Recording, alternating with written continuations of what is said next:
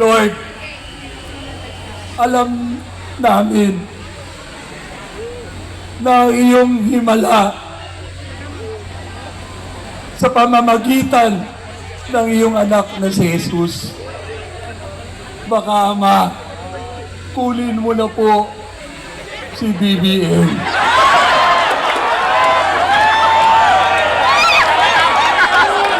Isama niyo na po si Lisa. Isunod niyo na rin po si Remulia. Lalong-lalo na yung Jesus. Tapos po, Ama, hindi naman po kalabisan. Kunin niyo na rin po si John Vic.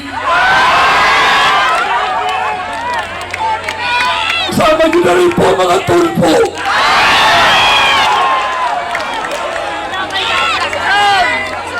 Ama, bigyan mo lang pagkakataon yung matakaw na Speaker Romualdez.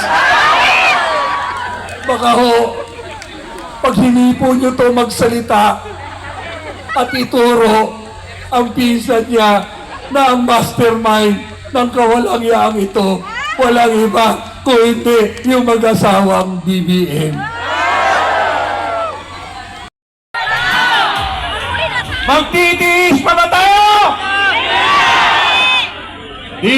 Dinig na po ang kahinaan ng administrasyong ito. Laglag na kung paano tayo dinanakawan ng mga walang hiyang politiko na pangunguna. Nang sabi nga ng ate niya, mula bata ay adik na siya. Tama? At hanggang ngayon, sabi ng ate niya, adik pa rin siya.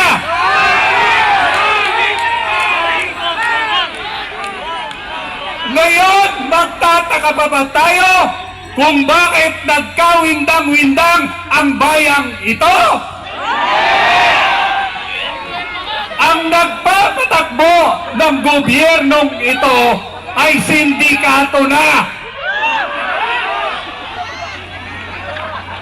Adik sako, sabi nga ni Senador Amy Marcos, adik pa sa pera ng bayan.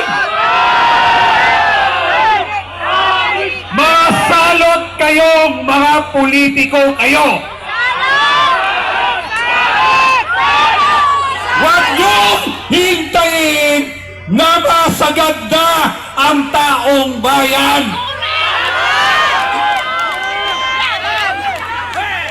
Saan ka nakakakita kung sino ang nag-iimbestiga, siya pa ang nakukulong? Kung sino ang mga magnanakaw na congressman at senador, sila pa ang huhusga. Anak ng teteng kayo!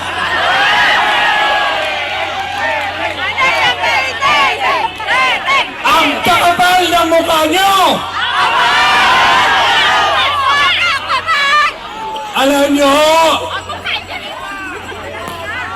Alam nyo ba yung kanta ni Frank Sinatra? Hindi!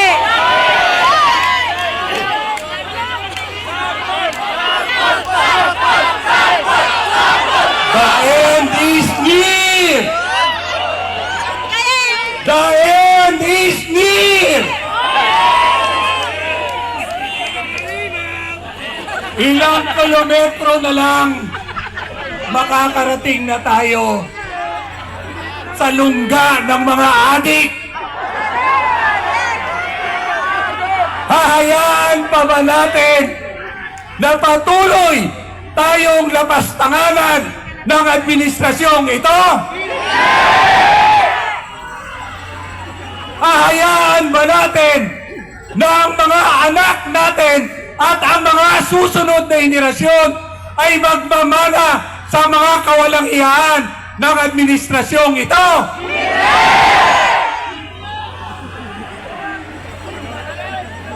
Mga bayaran na lang bayarang congressman, bayarang senador, bayarang mayor, bayarang gobernador, at mga bayarang tools ang naniniwala sa presidenteng bangag na ito.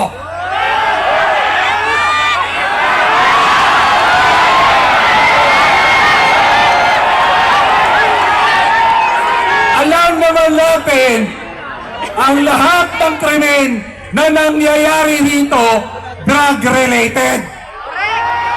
Kahit sa ang sulok ng barangay, may adik at may droga na. Wala nang ligtas. Ultimo sa eskwelahan ng mga anak natin, may krimen na nangyayari. Bayang ko, ahayaan pa ba natin na mamuno sa atin ang mga bangag na ito?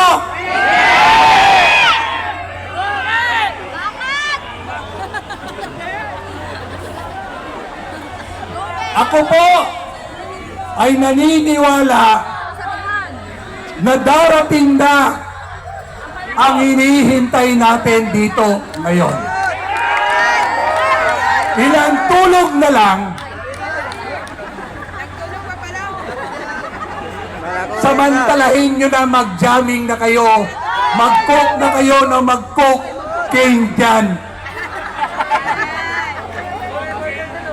Dahil ang taong bayan, hindi na papayag na kami ay gagahasain nyo pa, lulukuhin nyo pa, at gusto nyo pa, palakpakan pa namin kayo, pasalamatan pa namin kayo.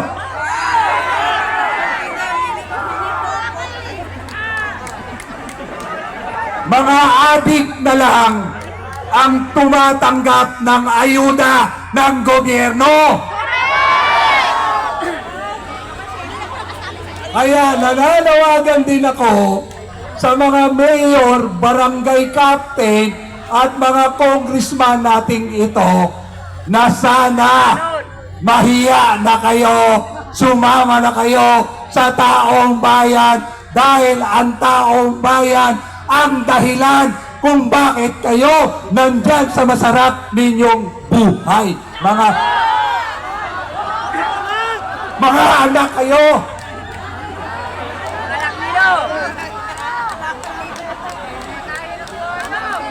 Alam ko po, sa oras na to, sila po ay nagmamatsyag sa atin.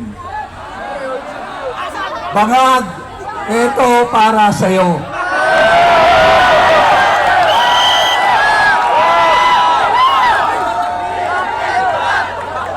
Sa mga aloperos ni Bangag, ito ang para sa inyo. May kasama pang kadyot.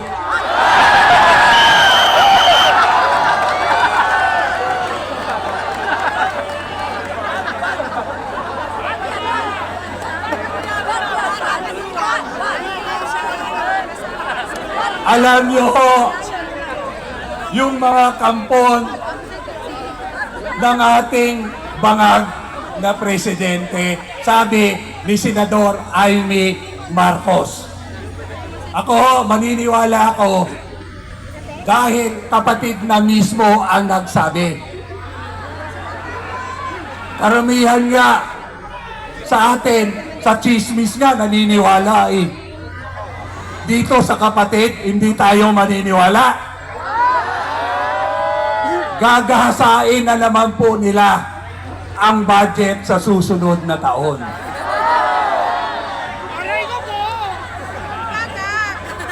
Dalawang trilyon ang dagdag sa budget natin ito na nanakawin na naman nila.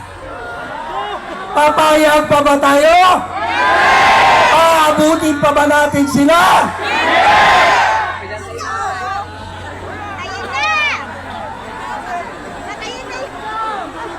Alam nyo, kung matino lang sana sila ngayon na nasa palasyo, ninervyusin na sila. Pero ngayon, lulon na lulon pa rin sila, kaya wala silang pakialam sa paghihirap at galit ng mga tao dito sa Liwasang Bonifacio.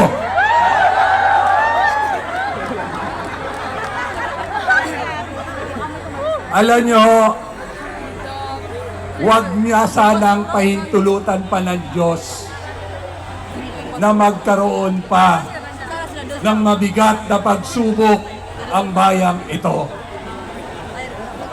Sana yung mga nagmamatsyag pa,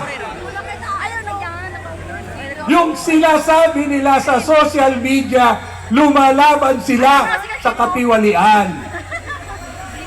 Pwede ba kayong matatapang sa social media, sumama kayo sa mga taong nagmamahal sa bayang ito na nandito ngayon sa Liwasang Bonifacio?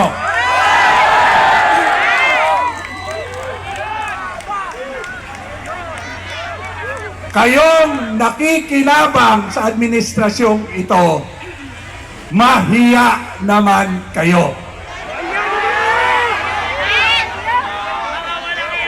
Marami akong kaibigan na naglilingkod sa Armed Forces of the Philippines. Sila po hiyang-hiya na rin. Hiyang-hiya na sa pinaggagawa ni General Browner. Hiyang-hiya na sila sa kawalang hiyaan ng supposed to be sila ang magtatanggol at maglilingkod sa taong bayan. Pero ano ang ginagawa nila? Nagpasakampan, nagpasakop sila sa mga salot sa bayan. Kaya tuloy-tuloy ang pagnanakaw ng administrasyong ito dahil nagbibigay-bigihan ang ating mga kasundaluan at ang ating mga kapulisan. Pero ang taong bayan, hinog na hinog na. Hinog na hinog na. Napipitasin na namin kayo.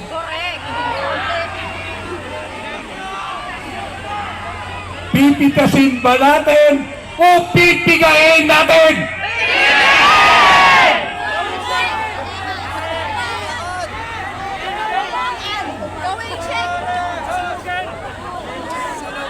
Hindi na ho sila makatulog. Bagay, hindi na rin ho talaga natutulog yan dahil kasi singhot eh.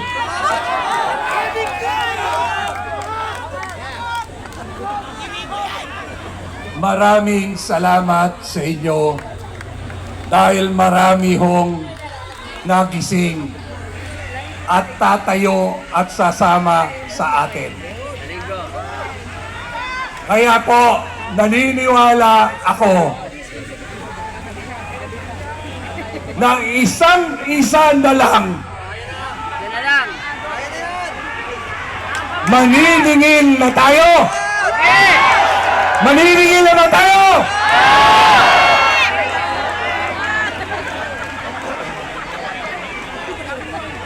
Dediretso na ba tayo?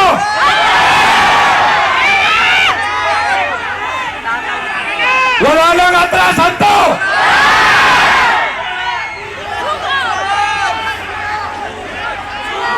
Kung yung Biguan, yung Marikina fault line ay napigilan, baka itong Biguan hindi kaya pigilan.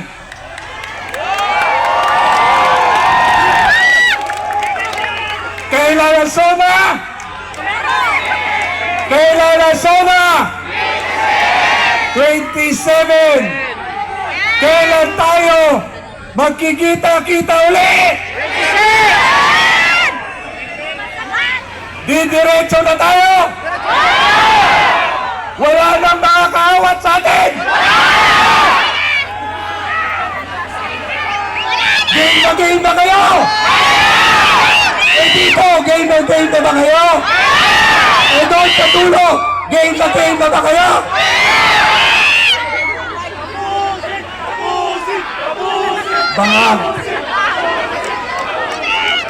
Bangag, alam ko, nagmamatsyag ka. Ngayon pa lang, doblehin mo na ang katitira mo para hindi ka na magising.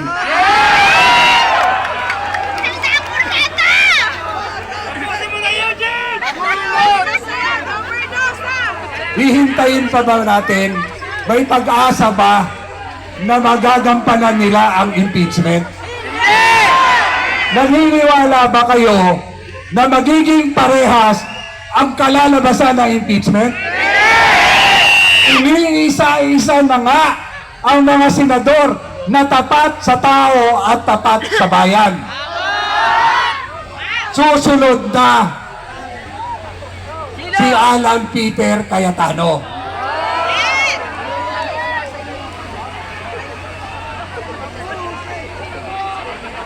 Hahayaan ba natin yon? Hahayaan ba natin na sapitin ng ating kaibigan, matatag ang paninindigan ni Senador Marcoleta na masusundan pa para sa hustisya ni Senador Marcoleta? Magsama-sama na tayo, pigilan na natin ang kasamaan ng administrasyong ito. Marcos resign! Marcos resign! Marcos resign! Marcos resign! Marcos resign! Magtatapos po ko sa isang panalangin. Ama ko, hindi naman po lingid sa inyo ang nangyayari sa bayang ito.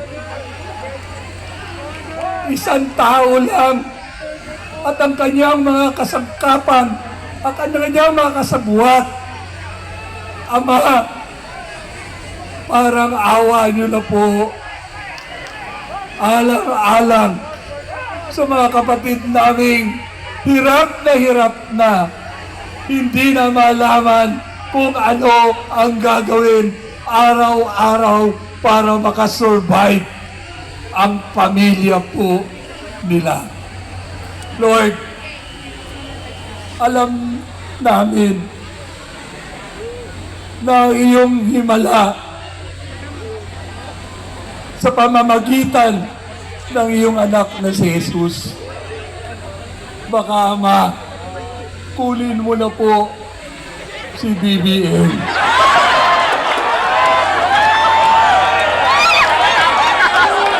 Isama niyo na po si Lisa. Isunod niyo na rin po si Rimulya. Lalong-lalo na yung Jesus.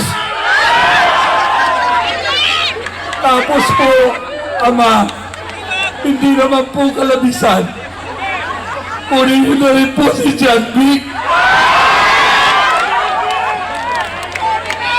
Isama niyo na rin po mga tulpo.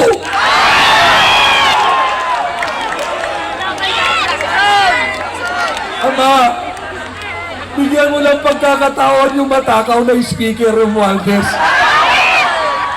Baka ho, pag hinipo nyo to magsalita at ituro ang pinsan niya na ang mastermind ng kawalang-yaang ito, walang iba kung hindi yung mag-asawang BBM. Parang awa nyo na po.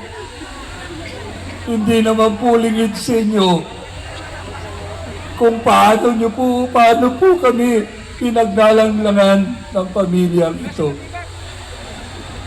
Wala po kaming maipapangako sa iyo, Ama. Kung hindi, paglilingkuran ka po namin ng buong puso at katapatan, tapusin niyo lang po ang kawalang-iyaan ng Marcos na ito. Sabi nga po, Ama, pag merong higit sa isa na magtitipon sa ngalan mo,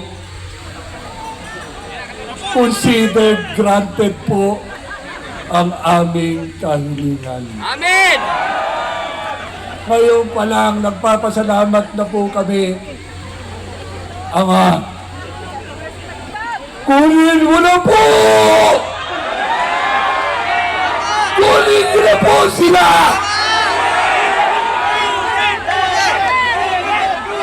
Yan po ang sigaw ng sambayanang Pilipino.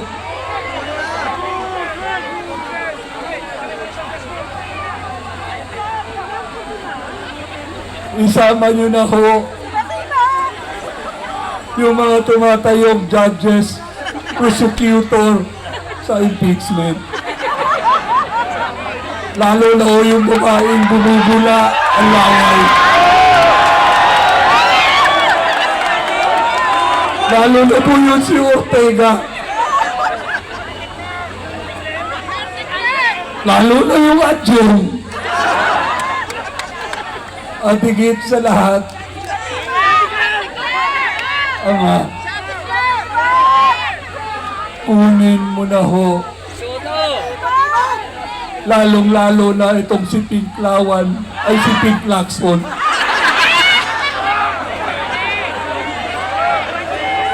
Kunin mo na po sila, Ama! Muli po, kami po ay umaasa sa himala po ninyo. Mabuhay ang Pilipino! Mabuhay ang mga lumalaban sa katiwalian! Mabuhay ang UPI! Mabuhay ang sambayanang Pilipino! Mabuhay